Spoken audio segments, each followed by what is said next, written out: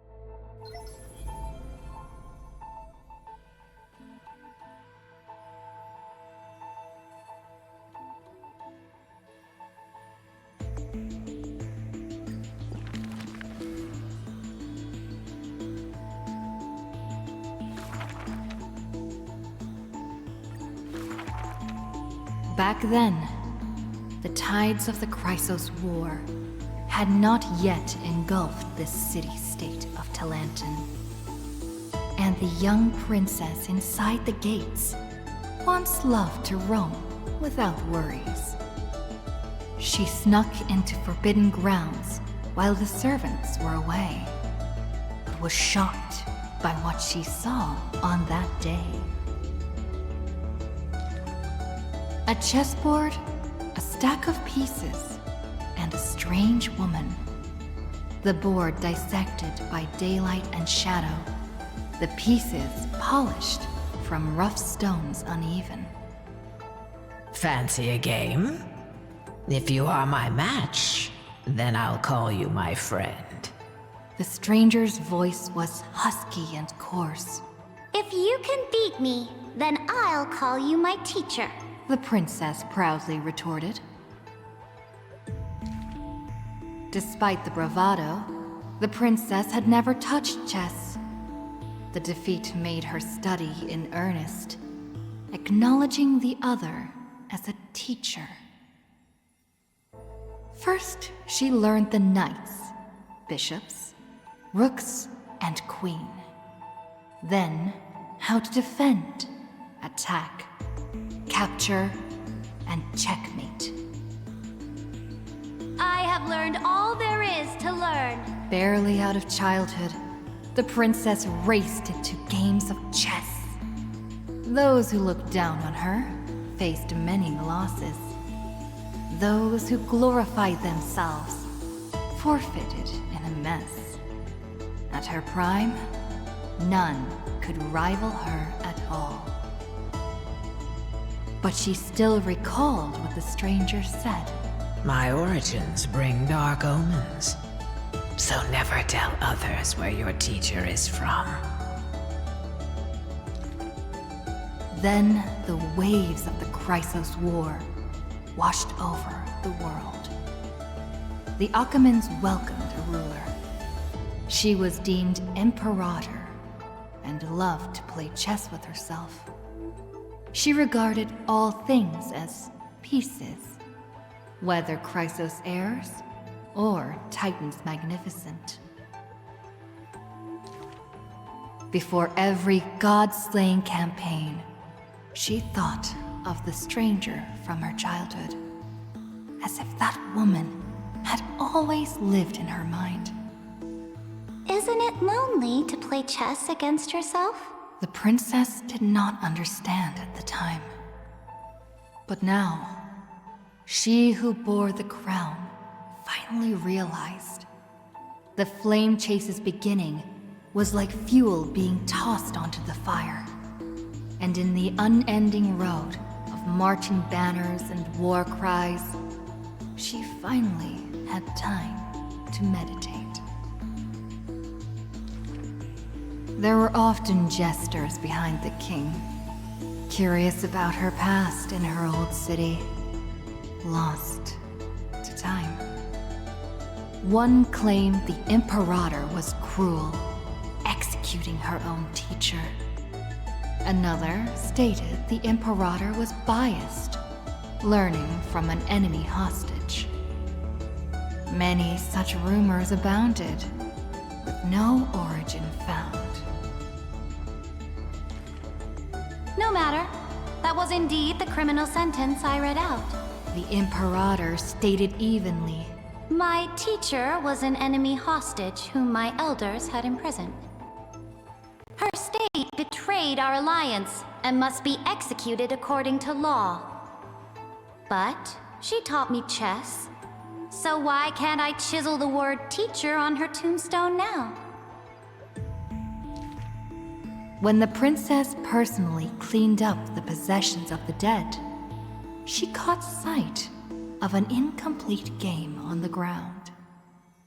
The stranger's hoarse chuckle still echoed in her ear, laughing at the eternal fate of imprisonment, and at how the one facing her was the princess of the enemy.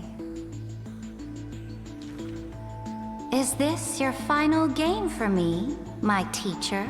The princess imagined the endgame over and over. Even when she took the imperial crown, she still dreamt of the black and white board. The concealed truths suddenly dawned on her during a more difficult contest in the future. An unfinished game might be the opponent's lifelong barrier.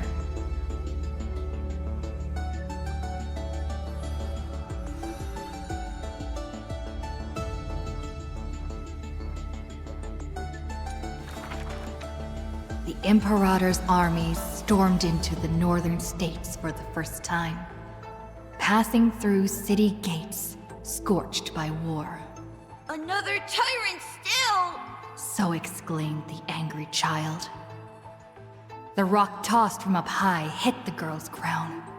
The crowd shrieked and retreated, fearful of the ruler's flames of fury.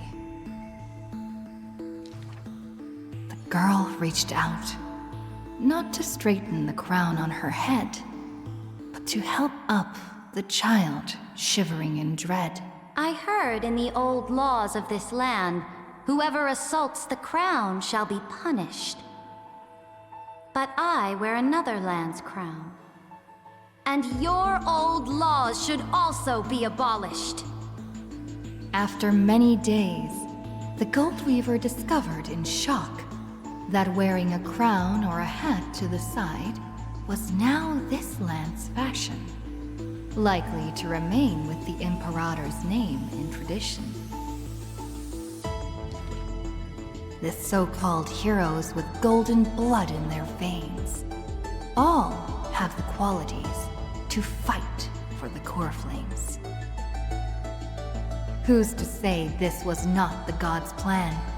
To have the heroes at each other's throats, so the divine could hide in old law's lair and laugh, play, and gloat. Who made this world a chessboard, and with one stroke, one river, created the boundary between God and man? Dux Gladiorum, Dux Carminum, Dux Helcalithist, Dux Fragoris, Dux Brumalis. Heed my call! The girl stood before a mighty army with her scepter. Today, I will insist on crossing the Rubicon. Gather the might of all heroes and begin the journey to slay gods! Half of the core flames were now in her hands, and the hidden trickery Titan stirred, leaving taunts.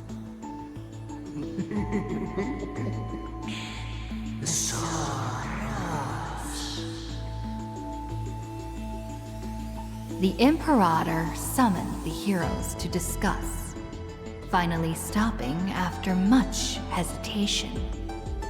As they had already pinned down the bones of Earth's beast, they let that thief live for a bit longer in bliss. The warrior of the fractured blade laughed boldly. Our sovereign is good at open strategies and struggles with trickery. But where is that live fish? The Imperator replied with a chuckle. Her? She probably disliked the scent of cats and submerged herself in the baths. The years spent with her dukes didn't seem too far distant. Yet, only after the end of many wars did the heroes discover how the Imperator's form walked more and more alone. The road of a ruler is a lonely one. One day, we'll only be able to see her retreating form. The Swordmaster of Singing Waves was worried too. When all others had departed in intoxication, the two of them gazed into each other's eyes, towards torrents deeper than their fates, and sank profound silence. Drink one more cup with me, my dear follower. In the end, the Imperator first broke the silence. When compared to the taste of salt and blood, I sometimes miss your ambrosia. About the destruction about to be born, and the eternally occurring extrapolation. The Antikytheran spoke of all this in words unceasing. So this is the old world I must fight against. The girl's expression bore no sorrow or tragedy. Instead, she looked more solemn and ready than ever. Whoever stated that two kings could not meet face to face in chess? I am the sovereign of Akama. I once faced the gods. So what do I have to fear about the laws hanging behind such gods? I will chop up the old laws and let them be firewood for the new. No matter the cost. That was the Imperator's lifelong conviction. Never changed, always persistent.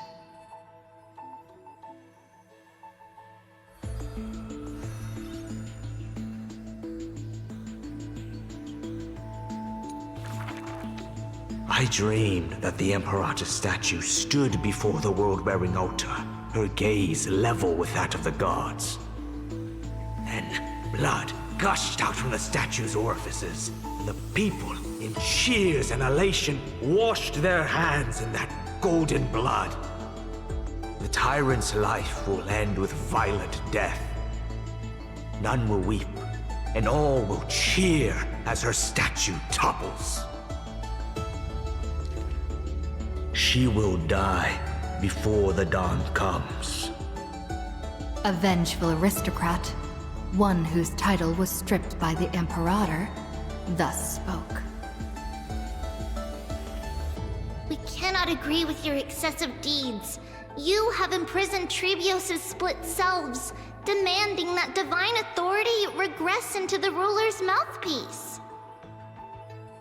We will reveal your future with the prophecy. And tell in truth, your crusade will indeed be a smooth path. Yet in the same breath, we see omens of your death, a demise in an absolute pure darkness. Even so, please excuse us, as our eyes continue to be drawn to your crown's flames. Dux Fatorum. You don't exactly hate that name. In the name of Yanisopoulos' priestess, Holy Maiden, and Oracle, thus spoke the Imperator's Dux Fatorum. Allow me to remind you, your life is now on a countdown with the fall of law, and you will become law. I must confirm, is our deal still going strong? Is the future I promised you more satisfying than the future in the prophecy? Ah, you are as resolute as always. Good. Oh, as ever, this prison of gods, amphorious and all mundane in average worlds, needs someone like you, a daring ruler. Let us end this despicable extrapolation together. Amphorius Theoros, the Imperator's co-conspirator, Lycurgus, thus spoke. The Imperator betrayed the Flame Chase Alliance. And I was the sinner who paved the way for her achievements. Like how a deep-sea fish cannot escape the tide's push and pull. I granted her an end fitting for a tyrant, her dying smile, gazed towards my tear-swelled eyes. She commanded me to wash away all sins and filth, and return a blinding dawn to the holy city. She commanded me to set up stones and monuments in lightless seabeds to commemorate our friends. But who will remember her achievements? I will. I will rest with her in a lonely song. Electra, the last heir of the ocean, who played music on the waves alone, spoke thus. Please record the truth of my life, dear author. No need for words of praise or solemnity. Just as I once instructed Dux Carminum, the histories of rulers are not for recording our merits, but for warning future generations. As for why the Imperator died, and what reproach she would face in life and death, those should be left for the new world to judge. Now I have personally entered my end, a self-flagellation. Let the boiling gold covering the holy city be stamped with my name. For I am certain I have won half a move against the gods. And this unfinished game will be left to the future to reach completion. Saridra, the only Imperator the Holy City had ever seen, spoke thus.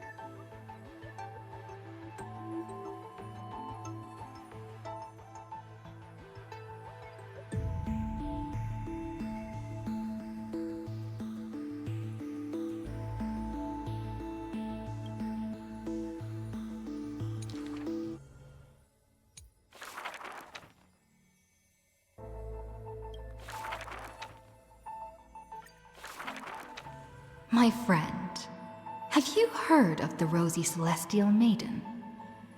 Whether in a corner of the archives, or in the depths of a cave, you can always find legends about her.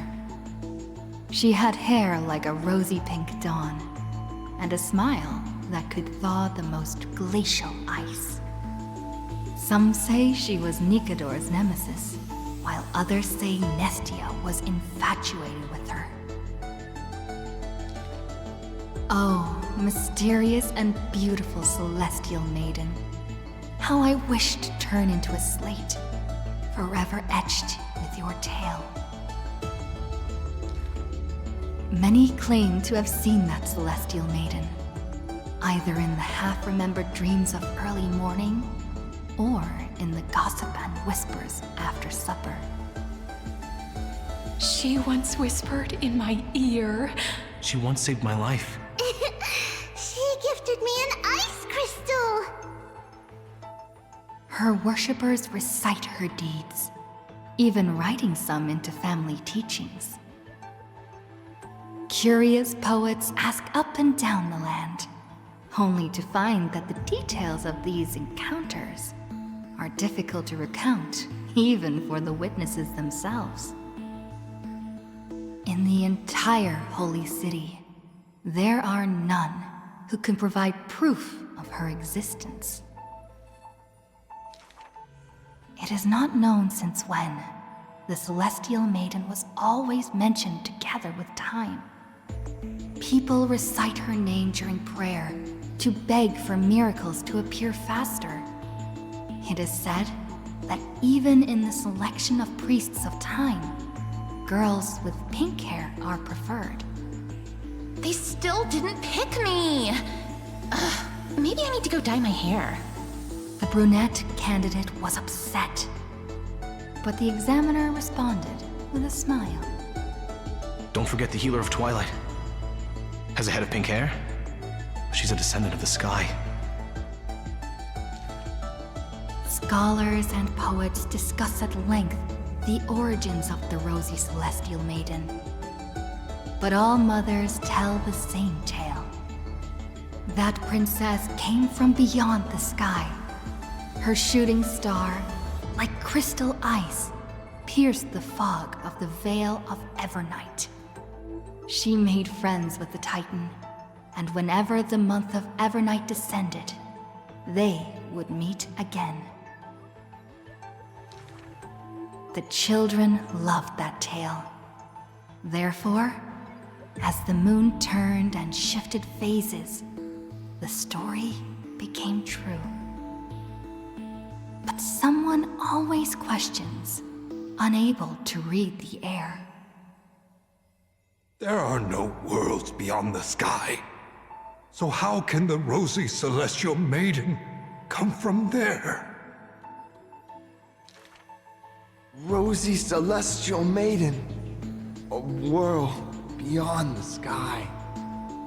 The reckless adventurer takes out the photostone, claiming it is the true work of the rosy celestial maiden.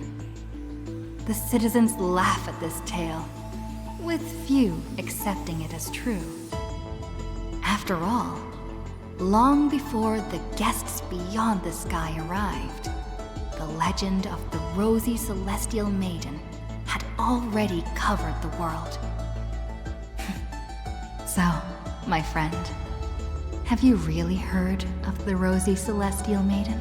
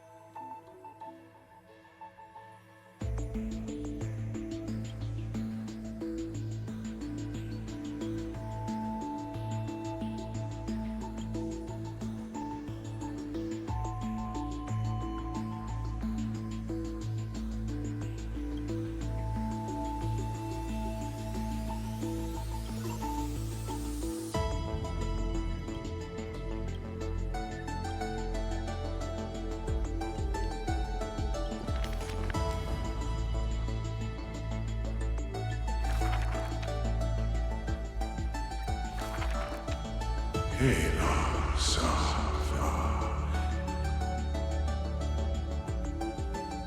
the years spent wandering the earth, the giant dragon always remembered the Titan's words for their worth.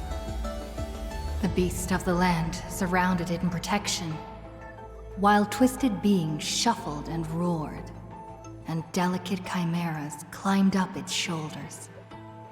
After the tiny humans came into being, they dashed alongside the giant dragon, then, in the blink of an eye, disappeared across the land.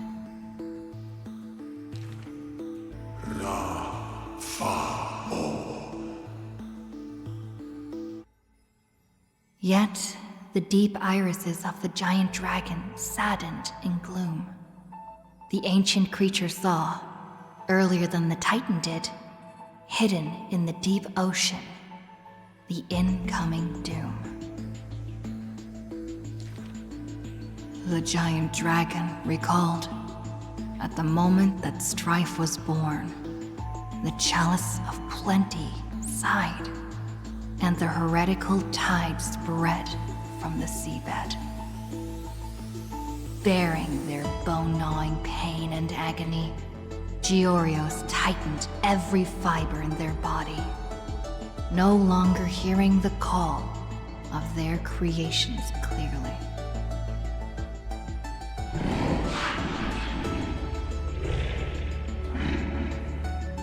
The giant dragon once swore an oath at the Titan's breast.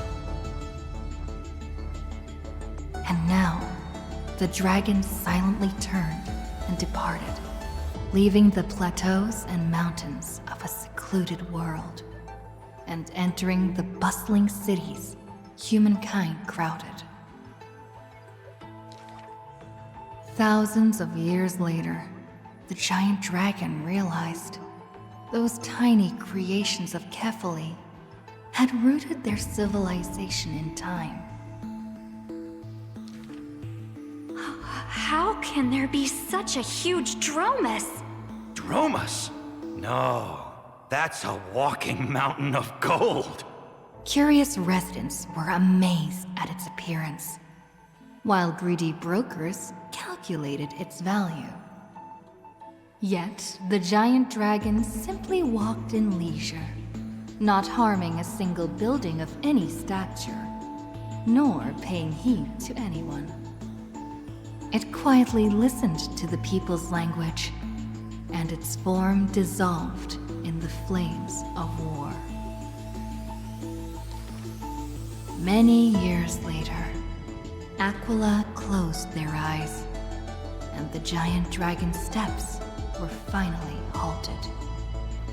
A sword master who broke the waves stopped its way, and a ruler, commander of the chessboard, looked up with inquiry.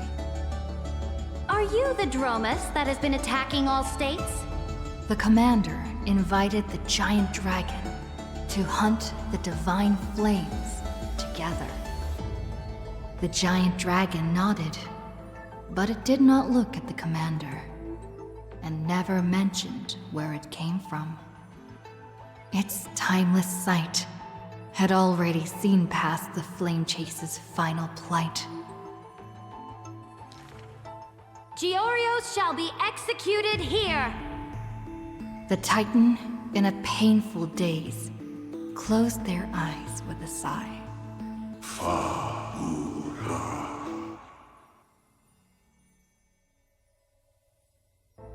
Suddenly, the mountains shook and the land cracked. The wounds dealt by the black tide, once mended by the Titan, now tore the land apart again. The calamity of lands asunder. Who should shoulder such a duty? The giant dragon sunk into the earth in answer. For the earth was the breast of Georios, and the dragon's birthplace. And from that day forth, Amphorius had a new legend of how a giant dragon collected the broken lands and once again made the earth whole.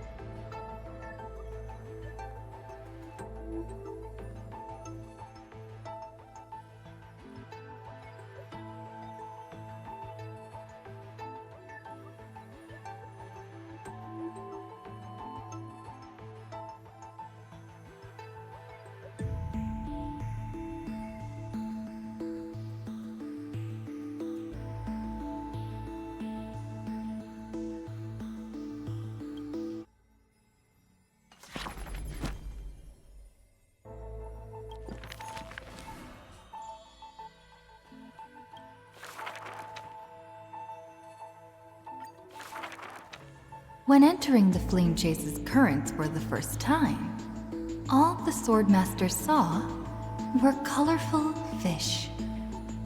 She had already experienced the Imperator's dangerous games. She had long grown used to the giant beast's silent face. Carminum's charms and Helcalith's gentleness warmed her like a spring breeze.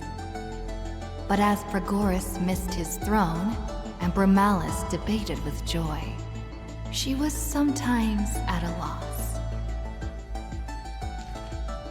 Occasionally, the Swordmaster would sink into hesitation, and even that messenger of fate could not get her to laugh. Till one day, a golden trout's bubbles floated into her gloomy waters. In that holy city where golden figs grew, the messenger of fate led to her a maiden dressed in glamorous gowns. What kind of clothes are you even wearing? The girl snickered behind her hand, while the messenger pulled on her sleeve. Aggie, don't be rude! Such hubris, delicate fish. Are you not aware that there's food on your face? The messenger's eyes opened wide. Aggie, you've been snacking behind my back again! Exposing me like this! I'll get my revenge. The girl ran away in a fit. The Swordmaster smiled, and before she knew it, her hesitation was gone. After that first meeting, the richly dressed girl often came in greeting. So, you really came from the Sea of Souls? Do all the children of the ocean dress funny like this? The Swordmaster did not chase the girl away, but also did not respond. So the girl used her hands to meticulously measure the Swordmaster's torso all around. You can't be seen like this. I'll send you a new dress. Some days later, the Swordmaster appeared in finery at a ball. All were awed by her splendor, with only the Imperator thinking in wonder. How rare to see you like this. Oh, so lonely, Gladius. The Swordmaster's wardrobe grew full, and people praised Akima's Goldweaver for her cheerfulness and splendid skill. But only the Swordmaster noticed that the smile on the girl's face gradually faded as the flame chase progressed. The calamity of lands asunder added to the girl's weariness. The Battle of the Grove robbed the light from the girl's eyes. Yet another feast arrived where the Goldweaver was absent. The Swordmaster donned the most majestic garments and gently knocked on that door shut tight. The singing voice of Dux Gladiorum hailed the prelude of the feast. Guests clamored and cups clinked, and only the gold weaver had no thought of enjoying the ambrosia. Who would have thought? I've sunk so low that I need you to comfort me. She gave a bitter chuckle next to the bonfire. You were as gloomy as the bedrock of the ocean when we first met. The swordmaster held a tall chalice containing liquid pure, reflecting their two faces. I remember you were once curious about the stories under the sea. Then allow me to use my songs to reveal the past known to none.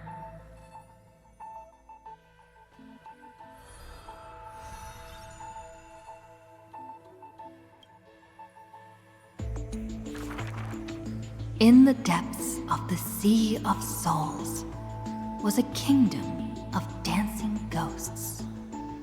Its residents all had melodious voices, and music enveloped every ocean current. For the queen loved her people deeply, thus drowning out all sorrows and leaving only feasts and twirls. Only one rocky castle was silent, one belonging to the princess of the ocean, a princess named Electra. Were a monster of the depths to invade, the princess would raise her sword to engage. The people always rang her triumphs before she returned, for her swordsmanship was superb, never suffering defeat. Princess! Come enjoy the feast with us. The triumphant people raised their glasses, yet she declined with a smile and a wave. The children of the sea thought she was shy, but little did they know that in the dead of night, her castle too echoed with music. Though that music was loud, twisted, and invoked spite. Before a song even finished, the princess was already biting her lips, and the sea foam brushed away her tears. All of your people sing and dance with skill. So why do I alone lack a good singing voice? The princess wept, her face on the queen's knees. The ocean's favorite child can control the waves and is invincible in battle. In exchange, Talantin took away your singing voice. The queen consoled the princess, caressing the other's hair bun. Finally, she relented and took a chalice. If you're truly troubled, then imbibe the honey brew in this blessed chalice and throw yourself into the feast at ease. The liquid in the cup sat still, reflecting her loneliness. Princess, come sing with us! The people outside her window invited her warmly still. She finally ceased to hesitate, drinking down all the honey brew in one swallow, and leaped into the crowds. She played music and sang, smiling and dreaming. When her song was over, it felt as if waking from a dream, and the people rushed to raise their glasses.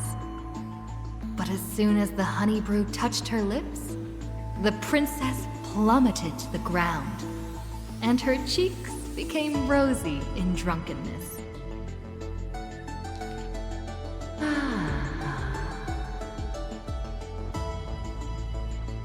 The whispers of the ocean filled her ears, as the princess fell drunk again and again at the prelude of a feast. Seems like you still have not been able to get rid of that curse. The Gold Weaver softly took the cup away from her hand. If you want to enjoy yourself to the fullest, then leave this honey brew till the very end. She smiled, then tilted the cup towards the Gold Weaver's lips. Even if one is burdened with imperfections, I beg you to remember not to refuse that sip filled with fantasy and dreams.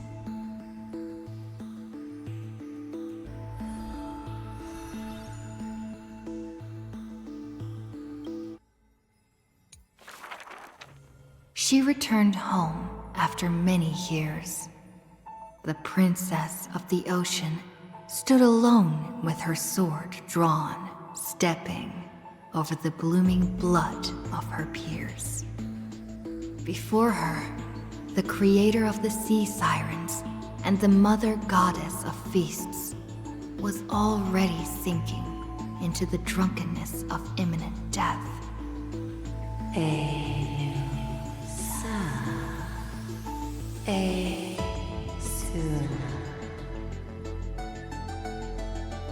When the blood pact of the law won over the ocean's core flame, the sea siren once again lost her melodious voice.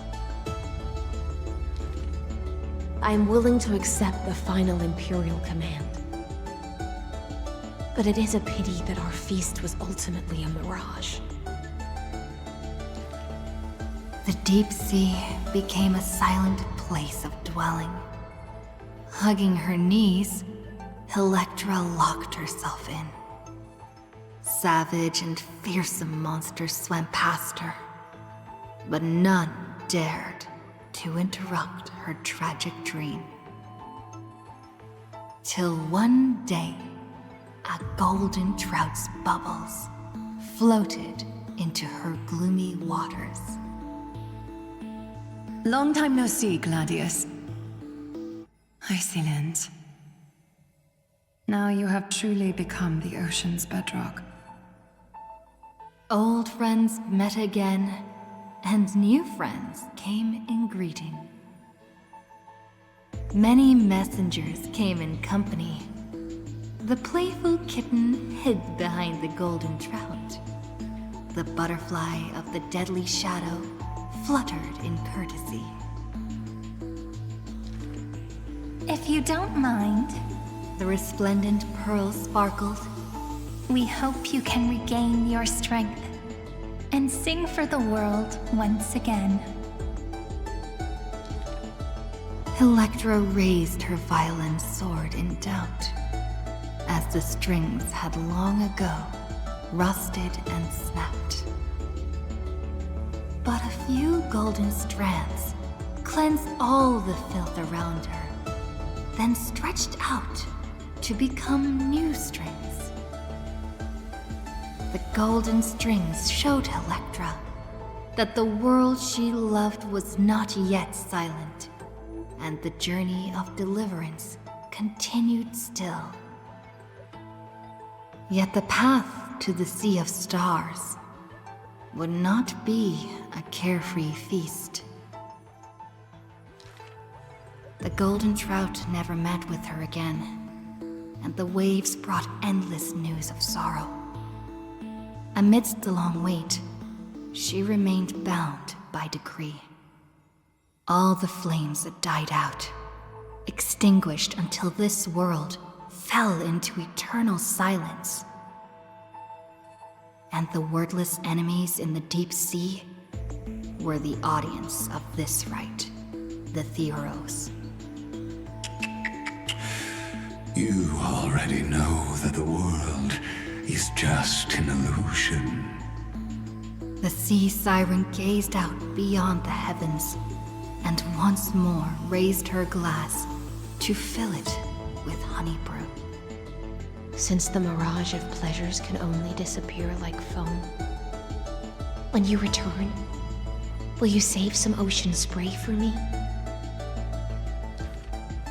This was a city of festivities, where never-ceasing songs eternally filled the air.